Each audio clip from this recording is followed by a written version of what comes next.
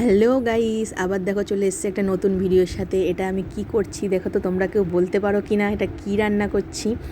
এ দেখো তেল দিয়েছি, আর তেলের মধ্যে কিন্তু কালো জিরে সোমবার দিয়ে এর মধ্যে পেঁয়াজ আর কাঁচা লঙ্কা কেটে দিয়ে দিয়েছি। এটা অনেকেই কিন্তু পছন্দ করো, আবার অনেকেই কিন্তু পছন্দ করে না। অনেকে হয়তো দেখলে নাকও সিটকাতে পারো, এই বাবা এটা কি, আবার অনেকের কিন্তু খুব ফেভারিট খাবার, জানো তো। যাই হোক, এই দেখো পেঁয়াজটাকে, এই দেখো কেউ বলতে পারবে এটা কি বলো তো। যাই হোক, আমিই বলে দিচ্ছি, এটা কিন্তু শুটকি মাছ।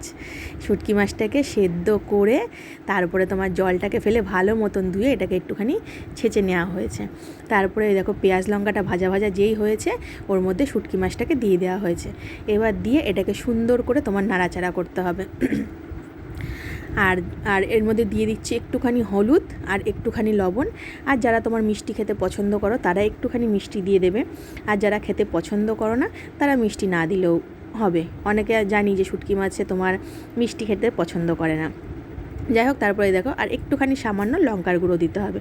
লঙ্কার গুঁড়োটা তুমি কালারের জন্য দিতে পারো। দিয়ে এই যে একটু নাড়াচাড়া করে তারপরে সামান্য পরিমাণে একটু জল দিয়ে ঢেকে দেবে। ঢেকে দিয়ে তারপরে যখন এটা তোমার শুকনো শুকনো মতন হয়ে যাবে তখন তোমার কিন্তু রেডি হয়ে যাবে। একদম শর্টকাটে দেখালাম, তাই না বলো? শুটকি মাছের তো কত কিছু করা যায়। যাই হোক, এই দেখো আমাদের কিন্তু রেডি হয়ে গেছে শুটকি মাছের। এইটা তোমার পেঁয়াজ দিয়ে করে, এটা কিন্তু অ্যাকচুয়ালি ভর্তাও না। তাহলে বন্ধুরা, কেমন লাগলো ভিডিওটা? আশা করছি ভালোই লাগলো। তাহলে যদি ভিডিওটা ভালো লেগে থাকে একটা লাইক কমেন্ট শেয়ার করে দিও।